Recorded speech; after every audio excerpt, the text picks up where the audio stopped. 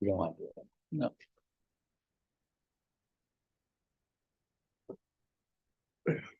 But I know it's cool.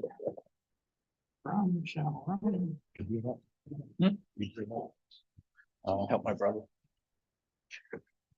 I'm his assistant. I'm the food plot So guy. we're all crammed in here.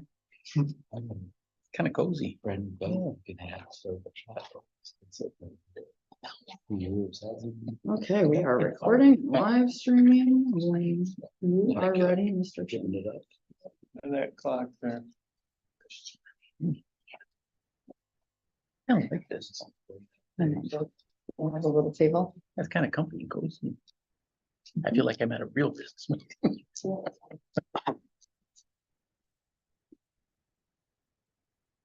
I'd like to call this special meeting of the Isabella County Board of Commissioners to order. Stand for the pledge, please.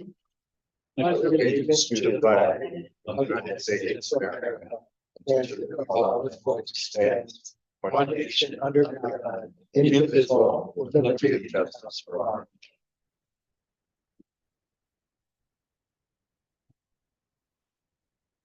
And Madam Clerk, roll call, please. Commissioner Hutchinson, Here.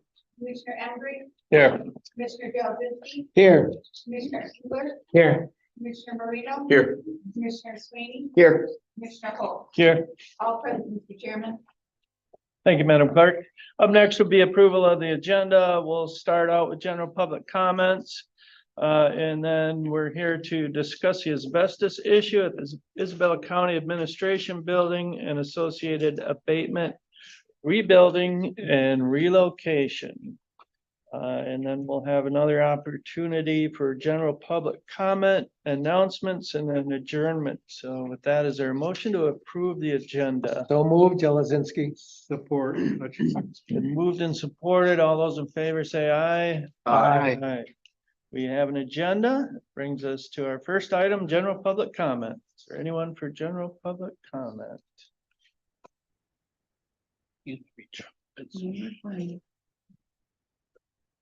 Okay.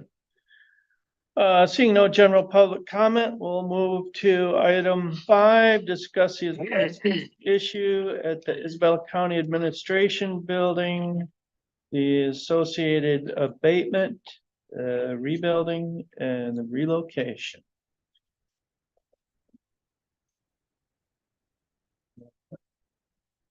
Who wants to start us off? Would you?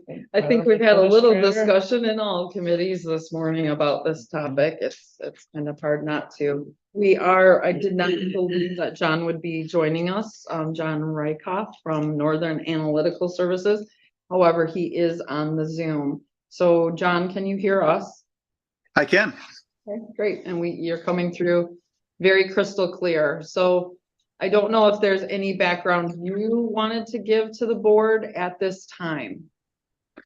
Well, I guess I'm not familiar how up to speed everyone is, so I wouldn't want to just jump in with the whole story of how we got where we are. But I'll start with the bid review and recommendation, if that's okay. Yeah, I think that's perfect. I think we all know there was some initial testing done. The reason we're here is because we were looking at HVAC work. We were gonna perform some HVAC rehab with our ARPA dollars. EPA requires testing of the building prior to that work due to its age. In that routine testing, your company, Northern Analytical, found asbestos. Then you came back to do air quality testing. I think there were 6 samples taken that showed the air quality was good in the building, except for those areas that were sealed off.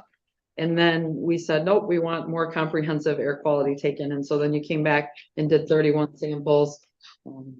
It is not in our breathing space is what we found. So then we went out with the RFB. John wrote the specs for that for asbestos abatement. So I think that brings us up to speed to the RFB. Okay. Perfect. So the bids came in. The county received 4 bids. I reviewed the bids. Low bid was a company out of Gladwin, Michigan, Quality Environmental Services. They did a pretty comprehensive homework on it. They came back to the building, looked a couple times, put together pretty complete bid package. And after the review process, we found they were the lowest qualified bidder, and we recommended they be awarded the project. I'm not really sure how detailed you want me to get in on this, Nicole. So if there's questions, I'd be happy to answer them, or if there's something more you want me to touch on. Well, let's start with questions. Okay, I think Commissioner Engler has a question. Yeah, going through this, the RFP and everything in there, a lot of time to get into these projects and they find extras.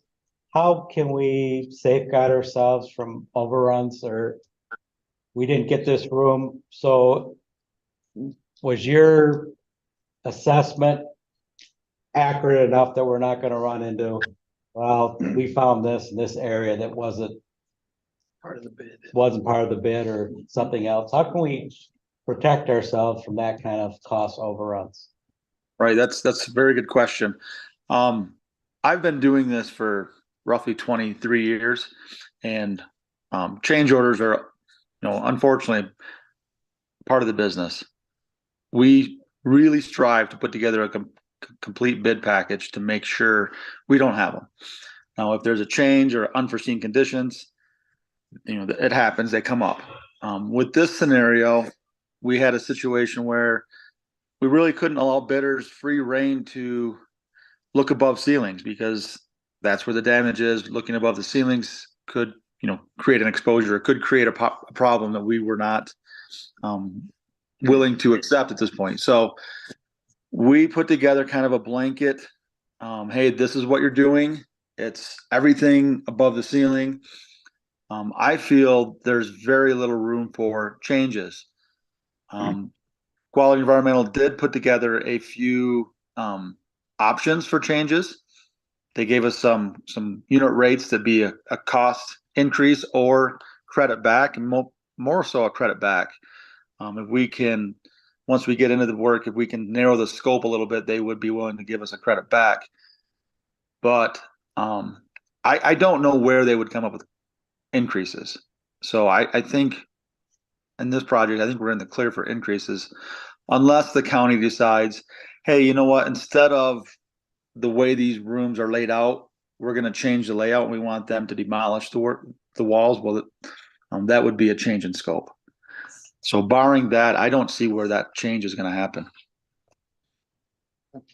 Good question. Yes, sir. Yeah, have you worked with this company before? Yes. So like I just mentioned, I've been in this industry since 1998, and Quality Environmental has been in it a little bit longer than that. I have worked with them hundreds of times. If you had to ask me who was a reliable company, they are at the top of the list.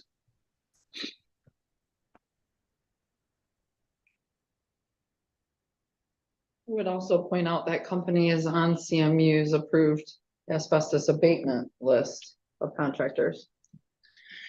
They are, and they're also listed, the companies were asked to provide references.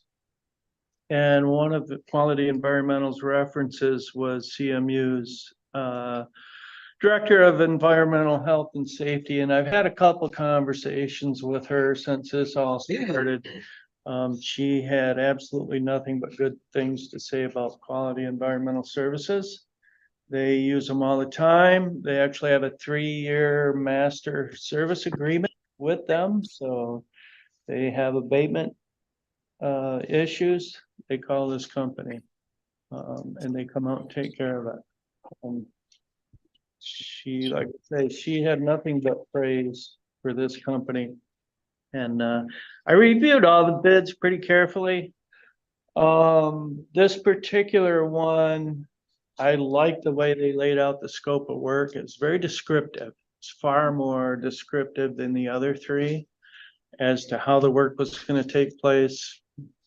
And they even had a deduct for walls, because we talk about abating the wall cavities. So they went through on the print and identified which walls are capped at the top, because there won't be any material down in there. They've been capped before the fireproofing was sprayed on. Or added later possibly. But those walls that are open, they can take and drill a little hole way down by the floor and then up above the ceiling grid and fish a camera through there and inspect those wall cavities before they tear the wall apart. And if those wall cavities are clean, they don't have to tear the wall apart. They've got a deduct on the price, if that's the case. All they would have to do then is cap. To encapsulate them for Mhm. any future. Well, if there is asbestos material in there, then they would tear the wall apart and remove it. Because None. so that if you ever have to move walls around or anything, we know those walls are free of asbestos. What I'm kind of saying is that if there is nothing in those walls that are not capped, they should be capped before the asbestos is removed from the decking. Yes. So that's what I'm saying. Mhm. That'll save money there too. Mhm. Okay. Yep. Yes, sir. So if you're gonna be looking with a camera, is asbestos something you can visually see, or could there be, because it's so small, that they wouldn't be able to detect it with the camera visually? Did you Yeah, get? I can answer that question. So you're correct. You cannot see individual asbestos fibers, but what we're inspecting for are the remnants or the residue of sprayed on fireproofing. So when they applied the material, some of it could have fallen down into the walls, or over the years through maintenance and upgrades, things could have dropped down in there. If there isn't any visible residue, then we would not have to declare that wall as asbestos containing. Could there be asbestos fibers in the air? Sure, I suppose that's possible, but it's not really something that we would designate that wall as asbestos contaminated for. So after this process, once we visually inspect it and it's clean, the wall would go through the air clearance testing that we're going to do with the rest of the building. Therefore, it would be deemed asbestos free.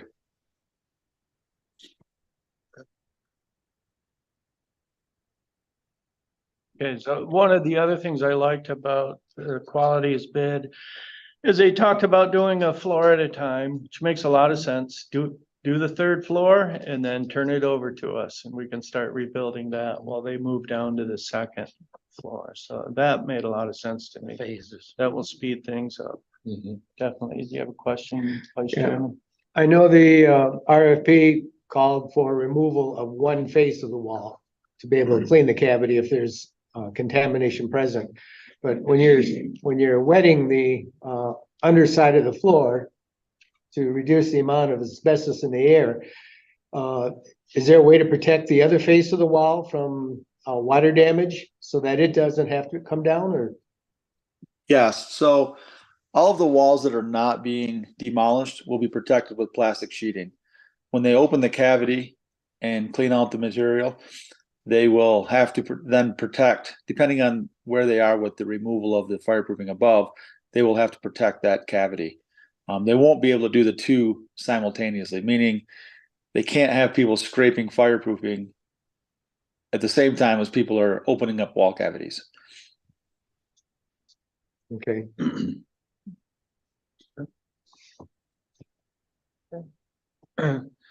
Any other questions for John? Okay,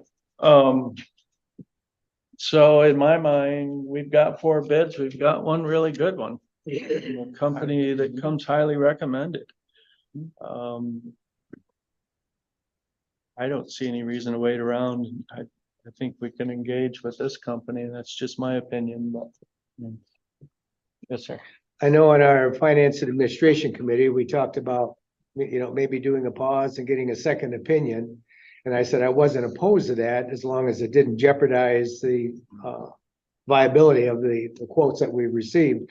But I'm thinking, what's a second opinion going to get us other than additional costs? Because, we've had the testing. I think the testing has been done and done well. Is there a chance that there's another source of asbestos in the building that hadn't been discovered? I don't know. I said I wasn't opposed to the pause, but I guess I don't really see a reason to get a second opinion.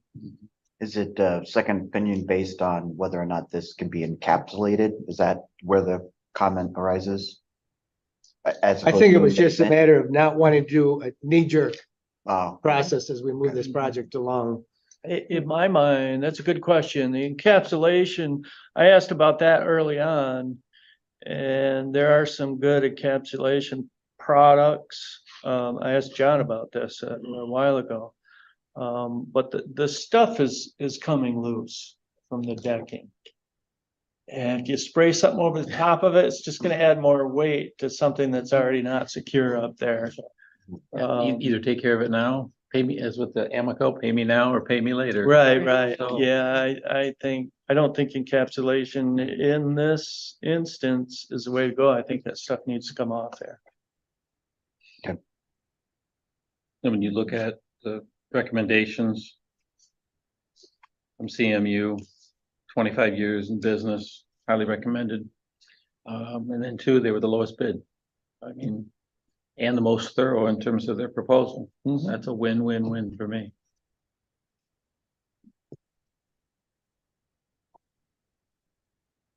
Mhm. I know, and the committee came up to whether or not, if we don't move ahead, can we just close the building because we can buy another building cheaper or something and then sell the building? I think if we're ever gonna sell the building, we're gonna probably have to have it abated anyhow. No one's gonna buy it or buy it for next to nothing. I don't know what it costs per square footage for office space, where it's even feasible for us to think about acquiring another building or building new. But I'm thinking we need to move along with this. Yeah, there's some other unknowns as to what it's gonna cost to rebuild. That's gonna be separate down the line. We'll follow this. And once this is done, then we can get an architect in and really give us a good handle on what it's gonna cost to rebuild the building. But none of that's gonna move forward until this is done. So step one, the abatement process, two, bringing in an architect to give us a cost for rebuilding. And that way we know, and I give a good idea of what it's gonna take. Let's ask John about that. Yeah. Process. Should we get an architect first and get someone in there to assess the building and the whole rebuilding process before we start the abatement? Once we start the abatement, it's gonna be kind of closed off. Correct. I recommend you engage an architect or construction manager type company ASAP. The longer we wait on that, the longer it's going to take to get you back in that space, of course. If it was possible to get them in sooner before the start, you could very likely, like you said, somebody mentioned earlier, Quality's bid included phasing the project by floor. You could potentially have reconstruction begin roughly 30 days after abatement begins. That would put you back into that building quite a bit sooner. And then, of course, if you're going to change the layout or make any other changes, while you have an abatement / demo crew on site would be the time to make those changes. That's something else we should put on the front burner, is whether or not we want to change that space around. Right. Mm. Need to get the department heads' recommendations. So what do we think about engaging an architect? Obviously, we're not going out for an RFP for that at the moment. There's just, I don't think there's time for that. I talked in one of the committees this morning, I don't remember which one it was, about if we engage with an architect. We are working currently with integrated architecture on the Sheriff's Office and Correctional Facility project to a great level of success, right? We've had ups and downs with them, but they've squared things away. We're working fine. They're also the firm that that performed the feasibility studies on our campus back in 2016, I believe, on the existing Sheriff's Office and Correctional Facility, trial court, and the county administration building. So they might have unique current pertinent information in regards to the building. That might be a good one for me to reach out to see if they have time to work with us Any suggestions in that regard? Yeah, I think that'd be a great idea because we already established relations with them. We know the people and all that, and it's a really critical time for us if we wanted to do this. And I also agree with what Commissioner said about, we have to think about making sure there's, or if there is, value with the building, since we have planned on moving out anyway, but if we can, I think we should try and preserve as much value as we can, keep that in mind with whatever we proceed with. And also, there was an idea that maybe we can't do that. Maybe we find out that we can't make it very valuable anymore, given what's happened. So it's so tricky, I guess it's so tricky. So I guess I encourage an architect, but also a step at a time, analyzing what we find out to give us an idea of what we should go forward in doing. But it's tricky because we want to do it, but we don't know what we're gonna find really. I'm kind of wondering too, if we should reach out to some other architectural firms rather than just go with integrated right off the bat. Are they, I know that last spring we had some communication issues with integrated and, I don't know how if we're working better or if we're just using them less Yeah, We're working better. better communication. Okay. Yes, sir. Thanks. But even aside from that, if there were no issues, I think it might behoove us to consider a few architectural firms rather than just go right to integrated. Yeah, we certainly still want to go with a firm and with the understanding that they're the only ones we're considering, because that's Right. gonna not be price wise Mm-hmm. something we should do. And we're talking about going with an What- architecture firm. Is there overall belief that we're going to need to restructure the walls internally for departments? I know we had conversations. Because if we are not restructuring the walls, then wouldn't we just go with a construction company? I don't know the answer to that. I think you've got to get with all your department heads. Yeah, If you're gonna do that, this is the time to do that. But we need to do that right away. Correct. Yep. We need that answer ASP, and then we can move on which way we go here. If we have to redesign several office spaces, then it behooves us to bring in an architect versus a contractor. I agree. If we can get away from and just have a contractor come in, so much less. The only immediate need that I know of, because, it concerns the board and because I'm not in the building a lot, is, a Board of Commissioners room or a room that's set up appropriately for a modern Yes. meeting of that size.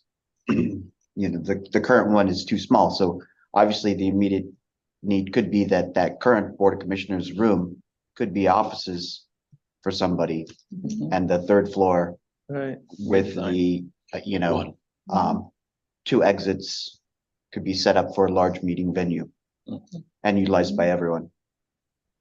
That's a good point. I think another consideration too is that, and I know Director Schumacher reached out to the city. The city informed him that if you change a building up to 50% remodel, then you have to bring everything up to code. Bringing everything up to code, does that mean fire suppression? And even if we didn't, maybe fire suppression is something to consider, even if we didn't have to. And that, I think we would need an architect for fire suppression to True. design a system. How about talking to Miklos Foreman about architectural firms or, just get his input on this. Couldn't hurt, right? Right, Mhm. yeah, absolutely. Bring him in. Mhm. This might be a was a perfect good idea. opportunity. I like that. Well, Just my opinion, but I think Northern Analytical is doing the job we need them to do. They wrote the specs, and I think we have a very good proposal in quality environmental services. Are you looking for a motion to award a contract? Well, yeah, we could do that if someone wanted to make. I will move that we award a contract for asbestos abatement to Quality Environmental Services of Beaverton, Michigan. At the, an amount, stated in their, proposal. support.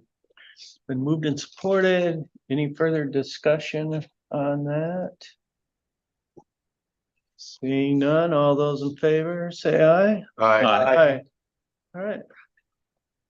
I know it was unanimous, but with Yeah. that, I'm on the line, you wanna roll. Madam Clerk, can we do a roll call on that? Commissioner Delzinski, Yes. Commissioner Engler, Yes. Commissioner Marino, Yes. Commissioner Sweeney, Yes. Commissioner Hutchinson, Yes. Commissioner Embry, Yes. Commissioner Holt. Yes, 7 ayes, 0 nays. Motion passed, Mr. Chairman. thank you, Madam Clerk. All right. You have one question. Oh, Go ahead. Yeah. You go no, ahead. it's a different topic, so, Oh, okay. Now, We can do different topics. I mean, it's within the same, but a different different direction. direction, All right, yeah, then. something we need We to. can do that. I know, Yes, Anything asbestos, but yes, nothing in addition. yes. so with respect to Chairman Hope's request or idea about bringing another architects, getting an RFB or RFP for an architect, I didn't as far hear as- that request. or, but- or just the notion of it, the idea of looking into having multiple people take a look at this project. How does that affect the timeline? If we go with quality Well, environmental? it depends. It depends, if you want a full-blown RFP or RFB for those services. We can get one released probably by the end of this week and have, we can be aggressive with having bids due back the following week or two. Usually we have a mandatory meeting in conjunction. Yeah, you've got Thanksgiving in there. So it would be a couple weeks. I could also, so that would be just, like a public bid. We put our bids on Mitten and on the website. Mhm. Or I could just call some firms that we work with we have some experience with and try to get a price from them. But I can tell you the first thing they're gonna do is ask me about the scope. Mhm. And, as long as I'm having the same conversation with Mhm. all, then we can compare apples to apples. Otherwise, that's why you do the RFP. So that they're all looking at the Exact common Scope. spec, if you will. We'll see. I don't think, we're required to go out for an RFP for No, professional no. Given the services. circumstances. But I think we need to have a written scope of things that we want them to review and base their price on. That should help. Maybe not the amount of paperwork that you're gonna need to get out, but also improve the timeline.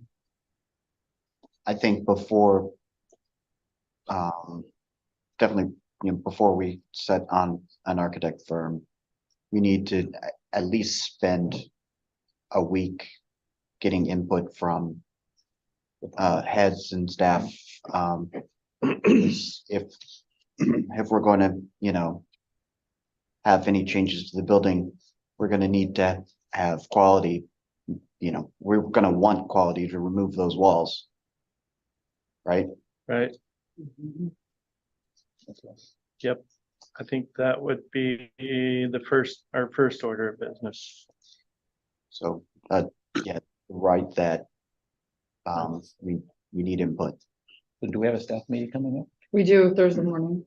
Mhm. So it's not a lot of time, but Well, there's not really a lot I- of front end stuff to do. I mean, it's a conversation or discussion. You're talking about if we're to move back in the building, optimizing the space for the offices that need to reside there. Yeah, if they want to Yeah. redesign. Hey, is Kind of what this the is kind time of that what we Mark do and I have been something doing crazy like for a couple of weeks. building a vault for Relocate, just the opposite. records?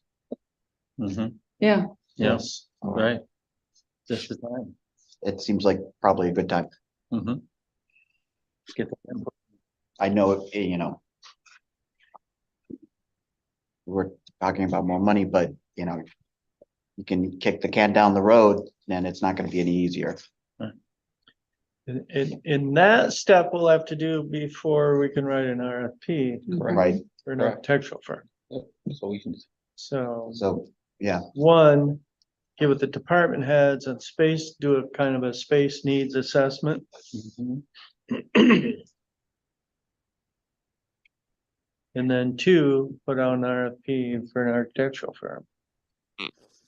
If we find that there's significant Yeah, need same for price spatial quotes.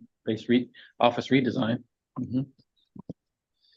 The other thing I think we need to get settled is, we keep coming up with the idea of whether or not we should sell the building or build new or move into another building.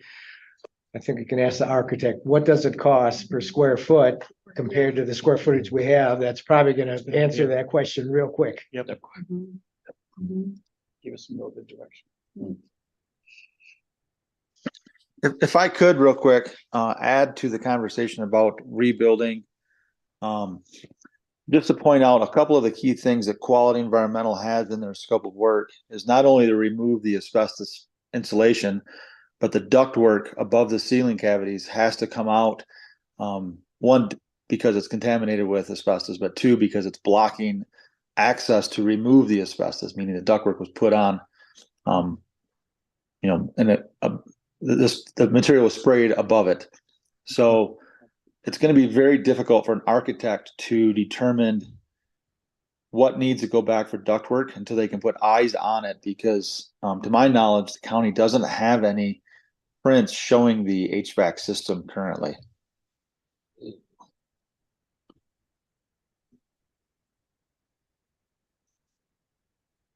Another question dealing with the ductwork. Are they gonna, if they're gonna move ahead and the ductwork has to come down, is that gonna disrupt heating? And is that gonna be something that's gonna disrupt being able to do this during the winter months, cold weather months, or it has to wait till spring Temporary heating, is that gonna with cost? temporary heating?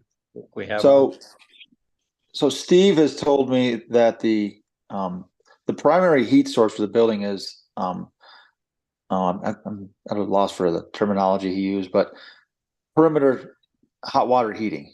Okay, And so there is ductwork for air exchanges, which I believe the county was in a process of upgrading anyways.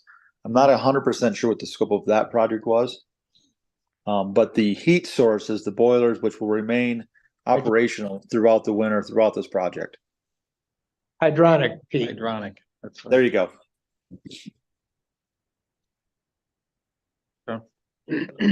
have heat. So we were looking at replacing the air handlers, but I don't think any of that involved changing the ductwork. Did it, when we talked with Johnson Controls? that was more the pneumatic controls, the VAV boxes. Yeah. Keeping what we have and just. Yeah. They had a pretty extensive plan, John, to replace the HVAC equipment, but we're going to leave the ductwork as is. They felt it was sufficient to do what they needed to do. Now we're gonna take it all out. Okay, so the current abatement plan is to remove the ductwork. As I mentioned, it's covered in overspray, as well as the seams of each piece of metal they put up. They caulked the seams with an asbestos caulk, so that kind of complicates the problem. Yep.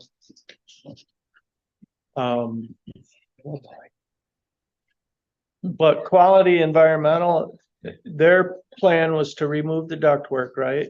And remove the caulk that contains it. Yes. Right. In a nutshell, their plan included removing the ceiling tiles, the grid work, the lights are being salvaged. Salvaged by meaning they're being pulled down, cleaned because they've just been retrofitted with new LED units. So those are going to be cleaned, labeled, and turned over to to the owner for storage, temporary storage for later reinstallation. They're going to remove the ductwork.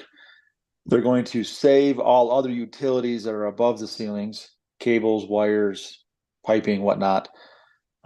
They're going to remove the carpeting throughout the building and half of the face of every wall. So that in a nutshell is the work. Right.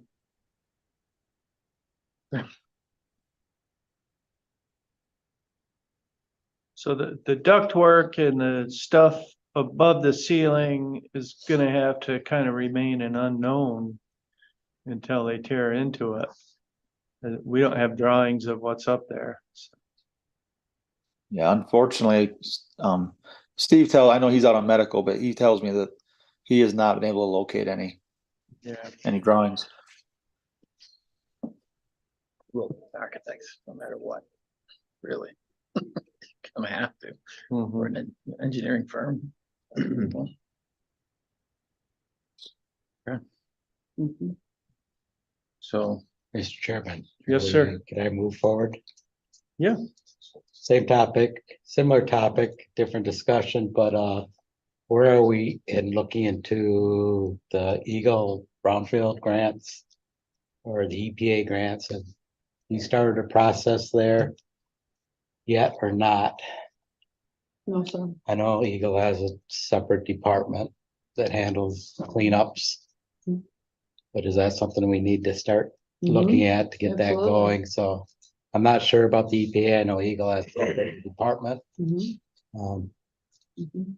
I've been in contact with them, but we haven't started any okay, process. because that's always a long process also, so. So that's another front burner issue. funding. We have been talking with Michigan Department of Treasury and our auditors to try and find out if ARPA dollars can be used for any of this. You know, the first connection I made was, oh, it's air quality, ARPA, but it's not that straightforward. But we're working with them to see if there are ways to utilize ARPA for it. In addition to. Yeah, that's like I said, especially for local governments, Mhm. you get a higher rating from individual beating or organization. Through their program, yeah. Yep, through their program, absolutely. you get a More higher, points. more points, so. I would like to add on that topic, the RFP that Quality bid on was clear on that the project does not require any sort of prevailing wage or Davis-Bacon wage rates. I know there was a question about possible change orders down the line. If for some reason funding requires prevailing wages or Davis-Bacon, Quality Environmental would most likely ask for a change order on that. Gotcha. That's a good, important point, John. Thank Yeah. you. No, that would make sense though. We'll take that though. It's paying for it. Do whatever We they get say. money. Yes, sir. I did ask in committee, I know there's a lot of things variables that we can't put a price tag on the rebuilding, on the cost of what it's gonna be to temporarily house our people in a new facility. All kinds of costs, but we have an excellent tool in our 10-year forecast, and maybe this is stretching that, but it's a what-if tool. And even though we can't come down to whether or not it's gonna cost us 5 million, 12 million, I think we need to have something just to bring us to reality of the challenges we're looking at financially. And I'm suggesting that we get a 10-year forecast update, maybe using the $5 million figure. MEDOC has indicated that she can make that happen for us, correct? Okay. So, very good. And as it moves forward, we may find that there's some brownfield dollars and some other dollars that come into play. We may find that it goes over the 5 million. So, but at least I think will give us an understanding of the challenges we're facing in the future.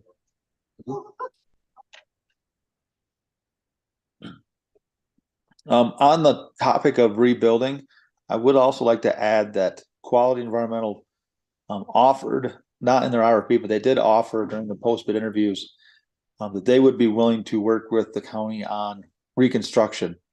They don't do reconstruction in-house, but they will have firms, subcontractors involved with this project, electricians, ceiling companies, drywall companies. If the county decides to put back, just put back what Quality takes out, they could help facilitate that. That's good to know.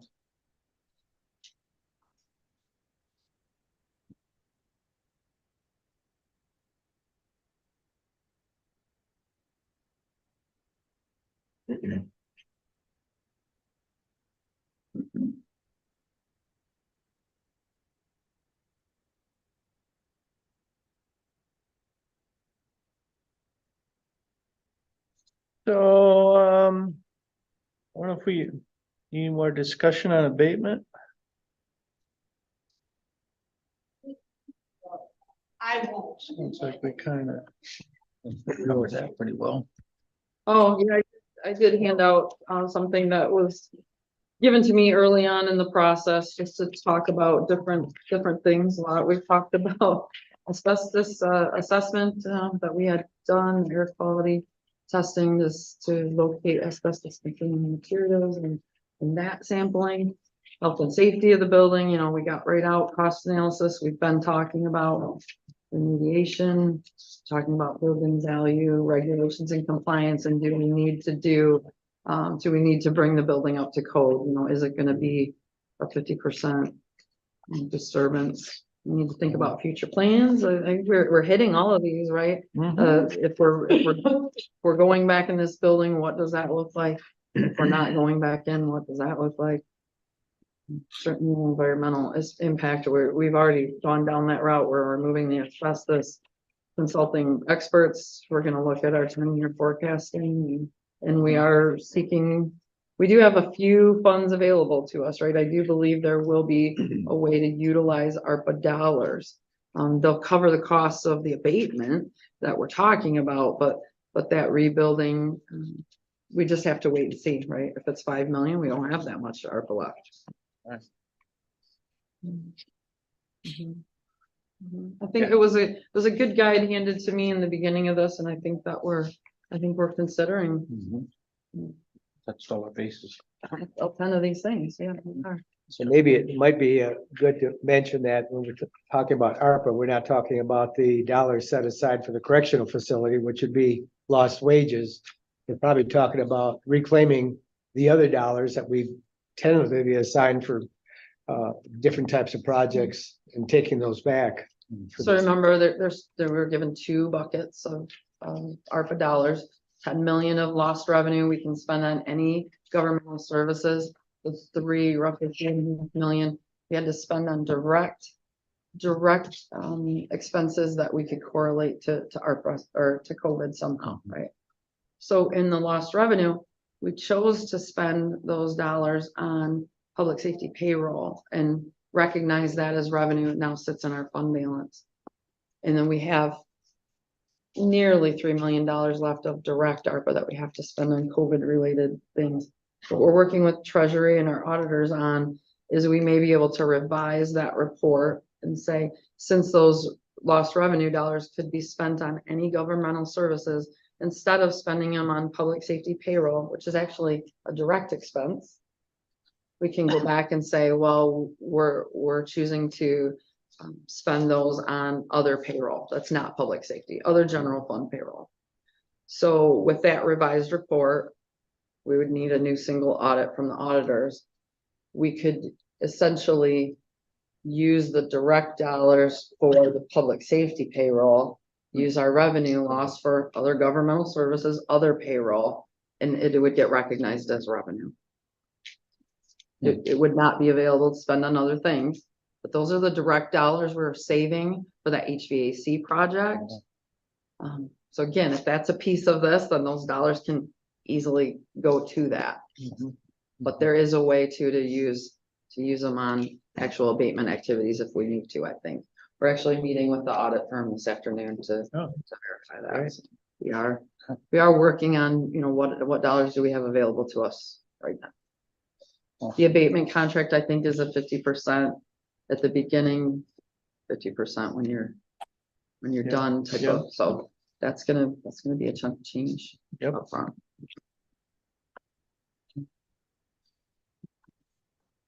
Good point, Commissioner.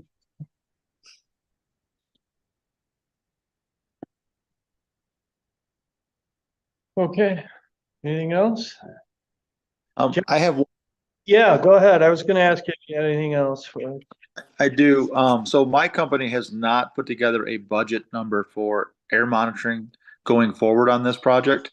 We're kind of waiting on the abatement schedule. Okay. Now that I know quality environmental's awarded, we can, and if we're gonna go forward with the schedule proposed, then we can put together that budget, but, we're gonna have you know, I'm just really ballparking roughly, probably $60,000-$70,000 in air quality testing fees. If this project takes 3 to 4 months like scheduled. So we will work through that schedule and put together that budget, but it's not included in any of the numbers we've talked about so far. Right. Yep, understood. John, Thanks. could you repeat those numbers again? Those estimates? Again, it's a really rough ballpark. I haven't put figures Understood. together, but if it's probably gonna be in the $60,000 to $70,000 range. Thank you.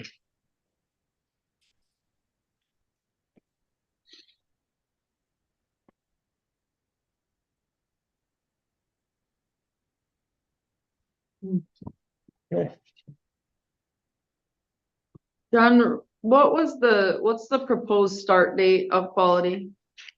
I believe it is the 26th, 27th, the Monday after Thanksgiving. The last Monday of the month. I don't have a calendar in front of me. Will we have a contract from quality that I can send to legal for consideration? Yes, we can, if, you know, you and I had talked about contracts, you sent me that one back, we can use that one. Or if the county has their own, but we can certainly get that to you, you know, within a day or two. Does this mean quality will give, is it notice to MIOSHA?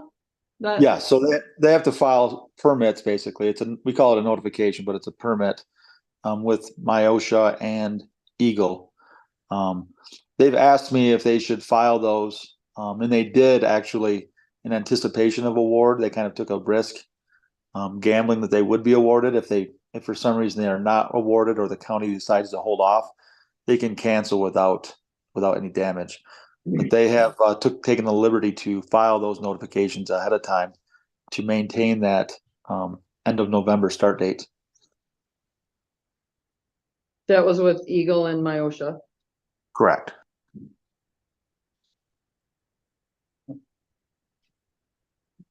Is that timeline gonna work with getting an architectural firm and getting them in there before the abatement start? Doesn't sound like it. We don't even have people, we're not even out of the building yet for them to begin abatement. Like, you know, we're working to negotiate the lease, as I talked to you about a week ago.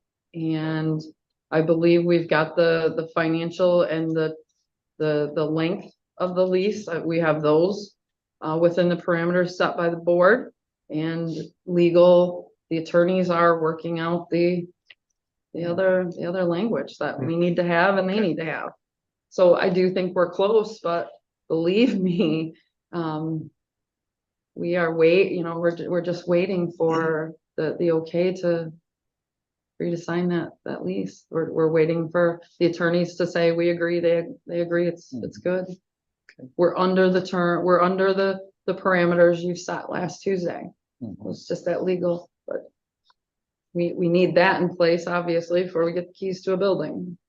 Okay. Or two. Right. And then we've got to move out. of the Yeah, building. which, we are ready. The moving trucks circling the city. Okay. You know, a lot of things Okay. are already in storage, a lot of things are already out to the hang, but we didn't look for two places, you know, we looked for one. We're not gonna move this stuff twice. So that's always been the first priority, relocating. Right, right. Yep, absolutely. Yes, sir. So before we move on to conversation about relocation, just I wanted to touch base with John and see if there's any cost associated with the abatement and the rebuilding that we have not covered or we have overlooked. I don't believe so. Thank you, sir. I will say though, not on cost, but it sounds like the county may not be ready to have quality start at the end of the month. We kind of set that date as a, hey, let's hurry up and get this project going so we can get through it and get you folks back into the building. I am confident Quality Environmental will hold their number. You know, if this project gets delayed, you know, I don't know how long they'll hold it for, but I would think 30 days would be very reasonable. I think the contract, the RFP said 90, so the county does have time. It's just we were expediting everything to help get this process going to get you back in the building. Yeah, I appreciate that, John. And yeah, obviously that date's not gonna work. Why is We that? could, I think That's next everything's a moving we target, could. right? I mean, we're working towards, It's next I week. mean, It isn't necessary. moving truck circling is what I heard. Mhm. Right, but we were talking about getting an architectural firm in. I before don't the think that abatement we should, starts. my personal opinion is I don't think we should wait on an architectural firm. We've got to do planning, right? This is, you know, not the immediate future. This is the future of Isabella County for decades. We're putting in new rebuilding boilers, putting in a new HVAC, rebuilding this building. I assume we're not gonna build a new county building Well, for I don't administration. wanna wait any longer than we absolutely have to. But as we talked about earlier, we get an architectural firm in to help us do the needs assessment and help them start getting materials ordered. Because if you wait till the abatement's done, and then go in and start looking for carpet, start looking for window treatments Well, and start ordering them, then you're waiting well, for so those to show up. if we have an architectural firm, we have plans. We're already taking out all of the ductwork. So what ductwork goes in is going to be according to the new plans, if there are new plans. Right? I realize I said, you know, why demolition in, you know, we do that, but we do have to have some due diligence of planning. We need time to So- meet with elected officials and department heads too, and that Right. So I think planning for the rebuilding. John, how long do you estimate the abatement would take for the third floor and an architect could get in on that? Roughly 30 days. That's a nice timeline. Right, Mhm. so by the end of the year, we could have an architect in. And if. Yeah. So the plan was to work floor by floor, roughly 30 days per floor, a month per floor, and maintaining access to each level for reconstruction. So yes, at the end of the third floor abatement, you could have either contractors in there rebuilding as is, or you can have an architect investigating what the putback and what the new layout will be. Right. Yeah, and if you want an RFP for an architect, then that we can write one that'll, you know, have, Accommodate. yeah, it'll accommodate that schedule, and at the end of 30 days, we'll have an architect ready to go in there if you think that's. Okay, yeah. Yeah, I would highly recommend if you're gonna go with an RFP for an architect to allow them access to that abated area. Otherwise, they're bidding on a lot of unknowns. Yeah. Okay, yep, okay, that all makes sense then. Yep. Good. So we have a little time to assess needs Mhm. if we do that way, Right. Yep, future needs. good point, yeah. Yep. I like that plan, so we stick with that. Get them started right away. I will, after this meeting, I will notify Quality Environmental to, plan to move forward with the schedule as bid. With the understanding that the county has to complete the move out first. So if there's any hiccups, there could be a delay in their start, but they already understand that. Yep, okay. Thanks, John. Yep. So we've kind of discussed the rebuilding. Any more on that? We know that, as soon as like yesterday, we need to get with the department heads and start thinking about space that we need. Mhm. Well, we have a meeting Thursday morning at 10, so we'll use that opportunity to start that. Process. A lot of you are represented, so come with ideas Thursday morning. Mark, can we use your shop for that meeting? Thank you. Mr. Chairman, can I ask a question for the meeting minutes? I hadn't heard anything about how much the abatement price is going to be. If you guys said you want to go with them, but we're going to put down for public. I think record. Commissioner Jelzensky made that motion and he said the price that's in the proposal. Which I do, but there's some, what they call, mobilization costs and there's, some other unit prices that, so it's not gonna be a, Yeah, Firm price, yeah. I think we should enter the base bid, Enter the into base the bid minutes. With the Mhm. plus. which would be $1,268,686. Thank you. Understanding that there's going to be a mobilization and some unit prices that are coming into play. Actually, if I could interject, that lump sum price that you just read is their base bid, which includes all of those. If the unit rates were to come into play, that would be due to a change order. Okay, So that is an all-inclusive price. Okay. Good. that makes the motion, easier to put down.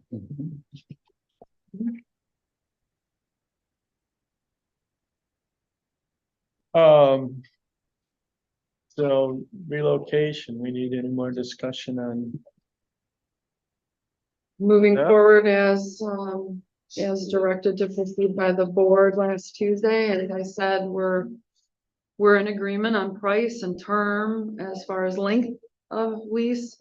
It's in the attorney's hands working out the language about insurance requirements and abatement of rent, right? They're not charging rent in the first little bit while we're moving in and that kind of thing. So they're just working through those terms. So will this need to come to committee or can we just move that forward to next week's, regular meeting? As far as the lease document, I believe that chairman can sign that if it's within the Yeah, we already parameters you set. made that. As long as legal approves it, as to legal form and structure. It will not have to come back. Well, yeah. I'm shocked that it has been a week, honestly, so. yeah, has, elected officials and, department heads been able to, walk the property or It's anybody? still, No, Not yet. it hasn't been still disclosed, right? confidential. Okay. Can't disclose it. Well, It's still confidential. The minute that lease is agreed upon, I'll make 2 calls, one to chairman to coordinate signature and one to the group to coordinate a meeting of the elected officials that are impacted. Sheriff is not impacted. He gets a pass on this one. Certainly welcome to attend if he wants.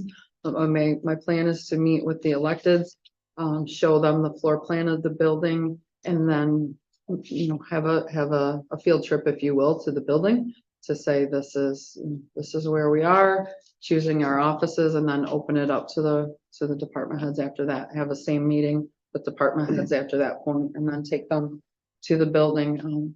IT has seen the building, facilities has seen the building. Mark Griffiths, myself, and Melissa have seen the building, so that we have, determined that it meets IT needs and structurally sound, and it'll work. It's gonna be a downsizing, but it is temporary. So we are working forward. Okay. Everything moving forward. Sounds good. Any other questions, comments from anybody? John, do you have anything you want to add? I'm sorry, no, I am all set. Okay, Thank you, John. Thank you. if there's nothing further, I'm gonna move to general public comment. Ladies and gentlemen. And I don't know, I get.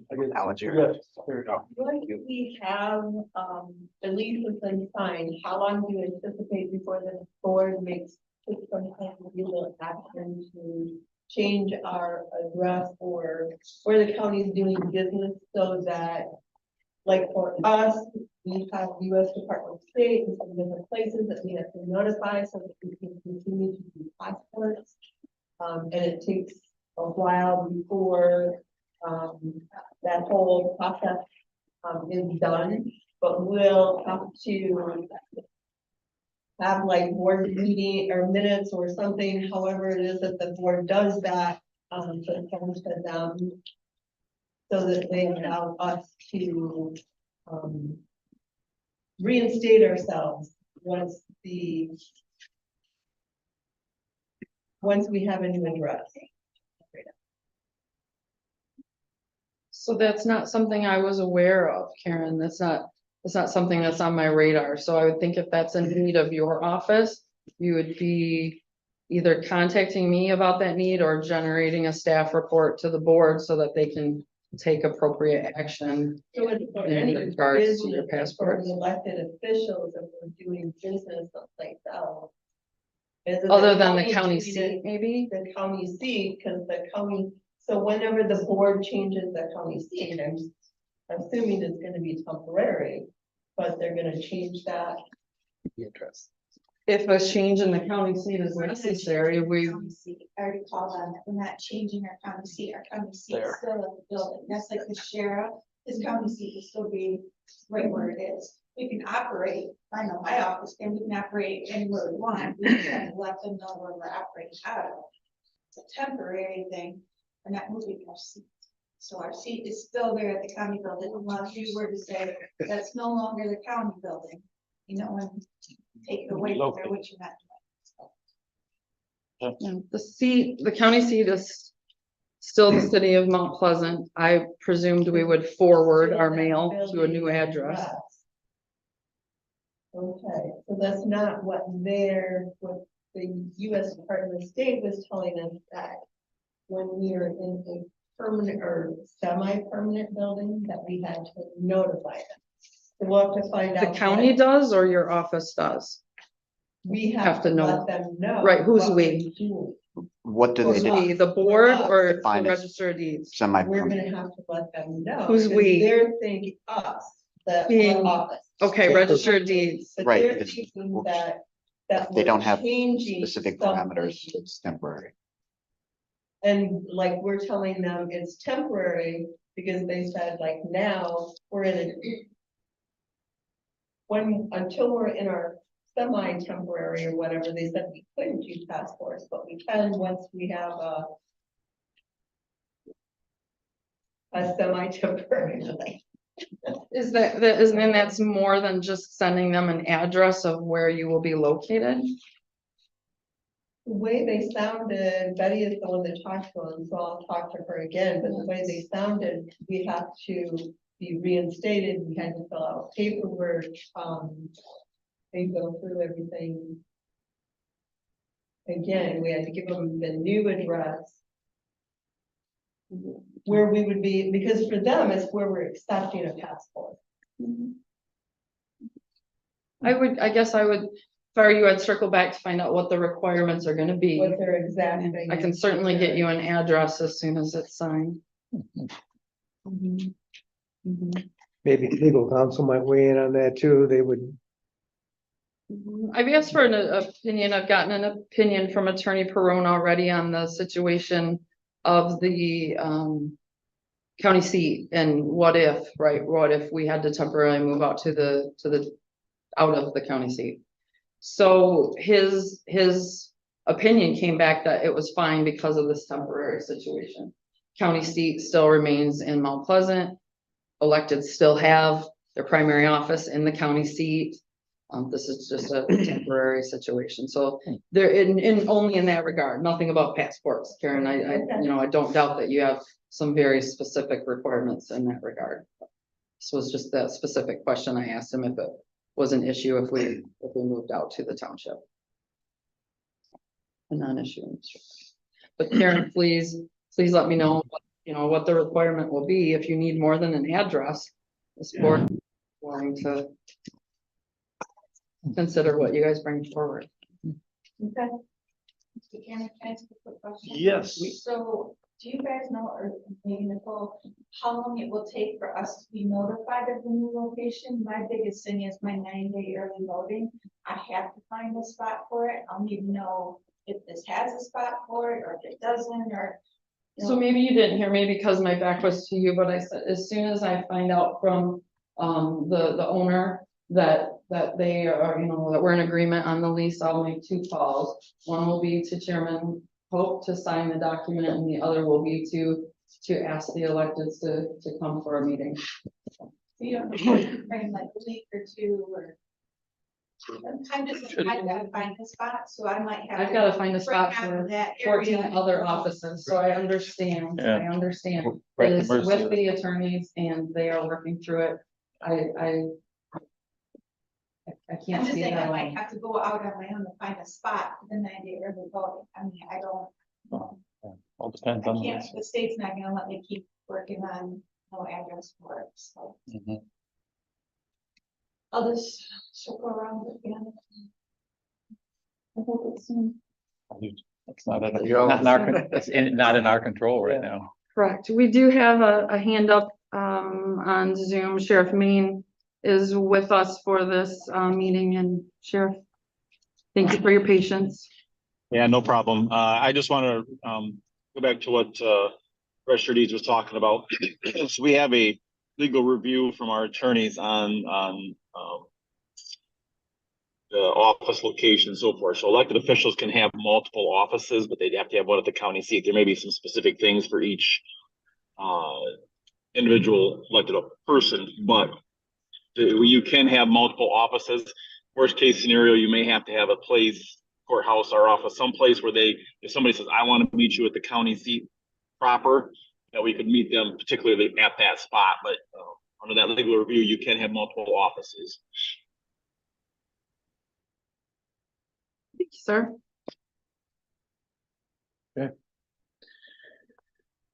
Any other questions? I just have a question. Yes. If they're not changing the design of the building, if it comes to that, why do we need an architect? The contractors all the time come in and put walls, intake walls all over. The 30 years I've been here, we've had many changes and many revisions in the floor space. We've never had an architect. The duct works. And if we are gonna do an architect, I would hope that we would get maybe somebody local that knows our economy, knows our needs and our stuff. Maybe the firm that helped build the building originally. I don't think they're in business, but I think they have a successor. They may have copies of our prints as well. Not the original portion. And I know Bruce Waller has been involved immensely in all the changes that were done as an engineer over the years. So I'll check with him as well.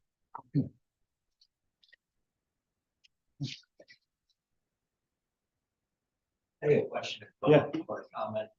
Is the RFP, is that public already? The RFP is for the bid that was accepted? For the asbestos abatement, Yes. I do believe it's still actually posted on our website. Is the bid itself, when will that become public? They are as soon as, after the deadline, when we open them, the bids are public. This bid is public as well. You're talking about the Bid bids due November 8th for asbestos abatement on the county building. Yes, they're all public information at this point.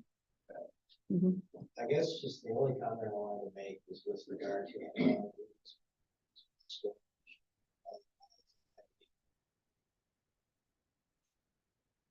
clean. I've talked to a couple of people that have bid on the project, and I think the scope of the RFP perhaps, and maybe just that portion of the work is way above and beyond what's necessary in these files that are in boxes. I just have concerns about the money being spent to go through and clean a page by page file. And there's really no reason to do that. We talk about contamination, things like that, but I think it's just very broad. We were not dealing with nuclear waste, we wanted to discuss this. I'm just very concerned about the costs associated with that process. Didn't the RFP require that those documents that we knew had contamination would not be immediately cleaned, that it just be placed into a containment bag and placed in storage? That the cleaning would be later? I didn't think this company was gonna be cleaning documents and. John, can you verify that? Yeah, yeah, so the RFP included a phase to clean the documents. We discussed the document storage option, and we were told that the documents in that room need to be accessed at random but regularly. And there was no way, nobody could tell us which documents would be archivable, bagged and sealed, which documents needed to be accessed regularly, and which documents could be discarded. And when we talked about discarding, they said they had to be shredded on site. So they would be required to be cleaned anyways. So there is a line item in the bid to clean the documents. If it was determined that, hey, we're going to not clean the documents, we're going to store them, seal them and store them, that would be a significant credit back to the county, but there is a line item for that. How much is it? I'm sorry, I'm working remote today and I don't have that in front of me, but I want to say it was, I would be guessing it's on the bid page, but I don't have it in front of me. We have a document here.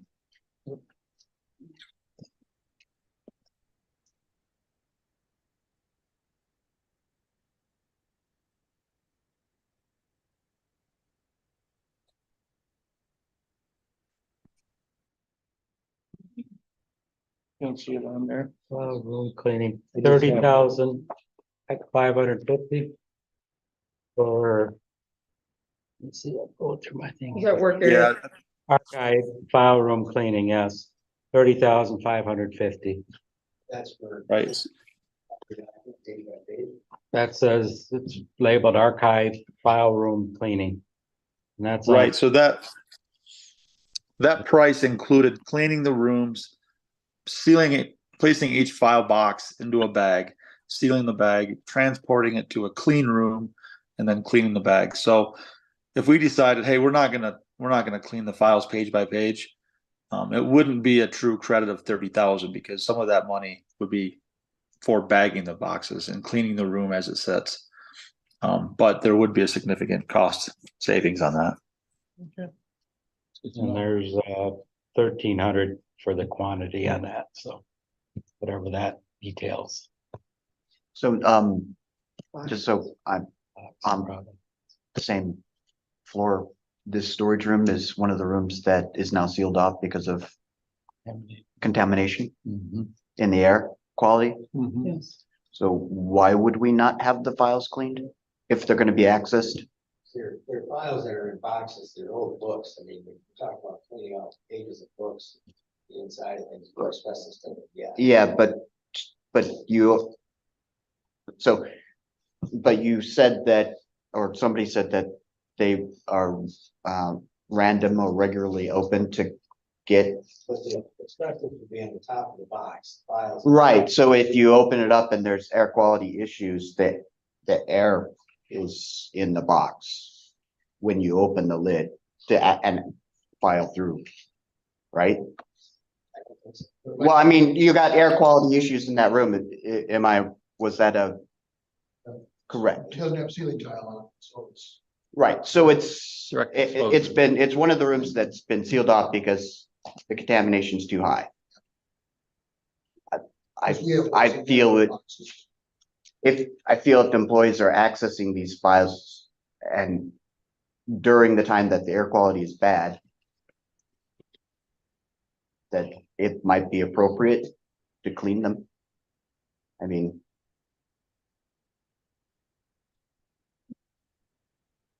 I understand, I feel like for next time.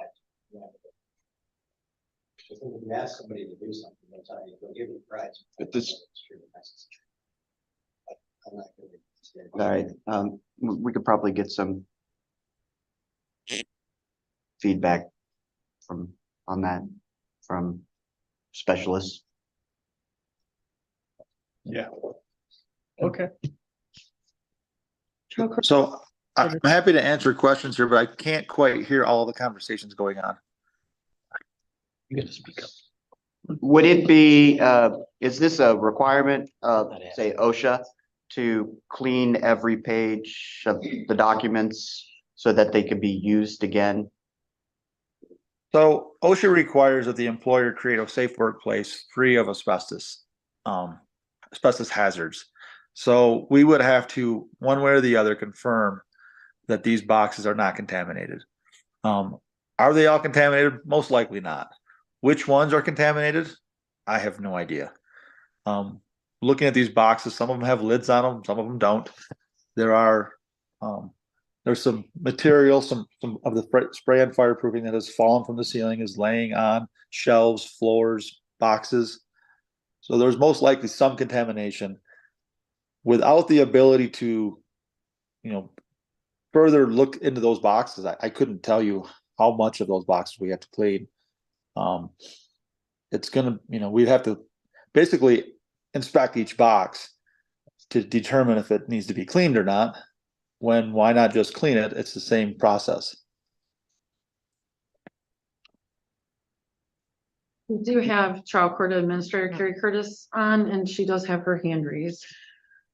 Carrie? Hi, I just wanted to touch base a little bit about that third floor file room because there are a lot of core documents there. There's some very old probate books in there, so those would certainly have to be cleaned because they can't be replicated. And I don't think they are boxed, but anything that's court, when I talked to John about this, that does have to be shredded. It has to be shredded on site. The information I received was it had to be cleaned before it could be shredded. So some of the information that John probably has did come from us and the requirements that we have for the documents that belong to the court. So I just wanted to throw that out there. Okay. Appreciate that. Thank you, Mr. Curtis.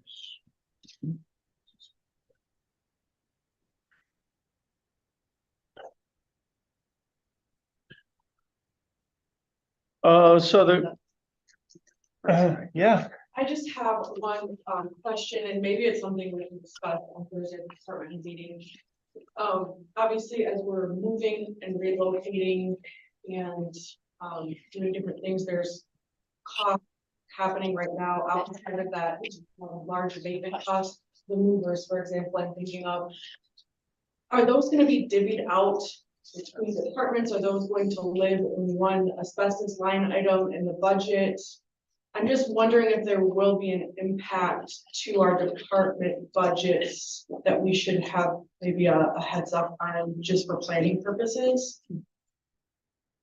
So from the beginning of this issue, we started a brand new line item that everyone was instructed to use for costs that are specific to the asbestos issue, right? If we hadn't found asbestos in the building, would you still be making this cost, or making this charge, or having this expense or not?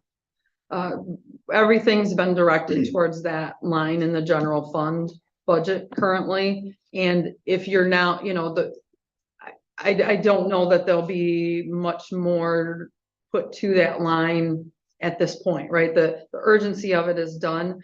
My job and Melissa's job will be to try to find funds to cover that in general fund. We have had some good news already in the budget on some things and bad news on others, but we'll address that in a budget amendment, hopefully covering those expenses, but also looking at for the state, if there are funds available, those are all documented expenses that are, you know, associated with the asbestos situation. So we wanted to put those all in one line to keep them there. At this point, there's no plans to divvy that back out to any departments. The amount's very small right now in comparison. I don't know, we have to have a conversation when we get more first. Yeah. I don't know what else, and I don't know if it's something we want to do or just wrong. But those costs will be significant compared to the $40,000 that's currently sitting in things we have to buy. I think we could spend a lot of staff time and energy trying to divvy it out to what end, right? Especially if just to what end. So it might be more work than it's worth to try and do that. I think our time would be better spent trying to find funds that would cover the collective expense. Okay. Thank you. Yes, you're noticing there wasn't a promise in there. Yeah, definitely. It's just. You're wise. You're wise. Just, I guess you answered my question that, you know, right, as of right now, you're not gonna come to me in a week and say, hey, your portion of moving those is much. It's not the intention. Okay. No, if that was the intention, I would have said you're all on your own. We don't have a line item. Use your money. When it's gone, come to the board and ask for more. That's not how we did this. We got it in one line item in the hopes of finding funding to cover it, just kind of like the COVID expenses we did at the time. So our enterprise funds that already pay indirect costs and such, we're not gonna get hit for additional, at least at this point. Correct. At this point, that is not our intention. It's also not our intention to lower your indirect cost rate based on you not having the square footage of the building that you're, you know, that was determined on. Again, probably more work than it's worth to go through and figure that out at this point. We've got other things to focus on. So to the treasurer's question about whether we actually need an architectural firm, and Commissioner Sweeney brought this up as well. We know that if we're gonna move a lot of walls around, we'll definitely need one. Are there other considerations, other things that we already know as to whether or not? Sure. Yeah. So I would say that as soon as we know from the city our requirements for code, which I'm gonna bet, you know, we're removing pretty much everything and putting everything back in, that there's gonna be probably a pretty strict code. We're gonna need an architect, probably. And then there's all the ductwork. So Right. we don't know from our assessments. I would say with regard to architect, commercial and industrial buildings are gonna require stamp seal prints. You're gonna have them from an architect. So at some point through this process, when you figure out the magnitude of that restructuring, whether it's a mechanical engineer who's gonna design the new HVAC system and such, there's gonna probably likely at the city be requirements for those. Okay. But don't be nice questions. Sign off on those plans.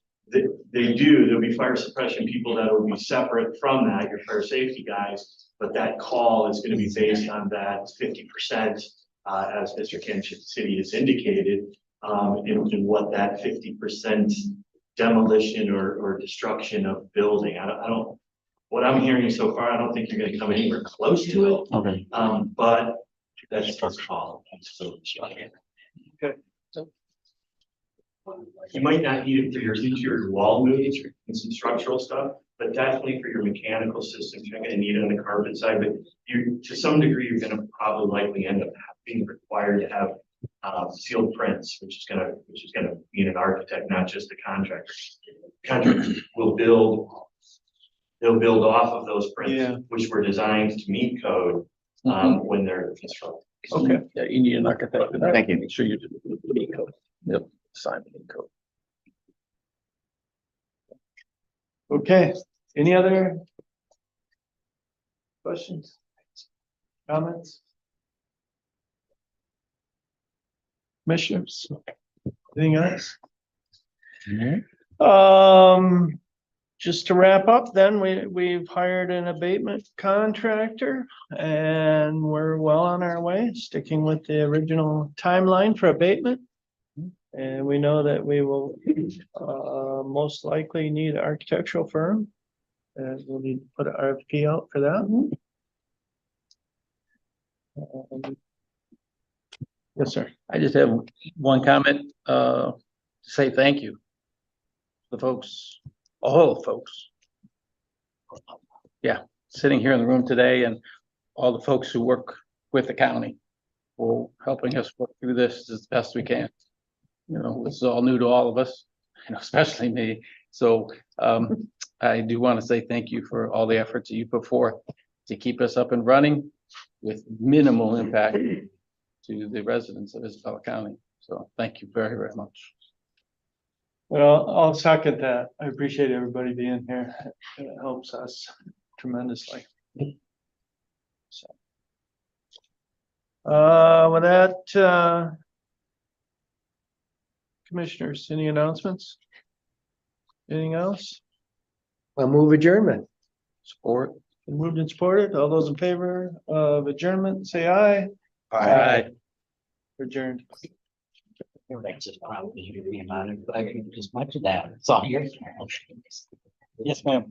We have a millage My mother did the same discussion. thing. So did you. It's all your You know what? She goes, it's all your fault. I said, you know what? We didn't have these problems. Oh, you got it. Administrator says this place was pretty smooth sailing until you showed up. And then my mother said the same thing. And I said, oh my gosh. And now you said that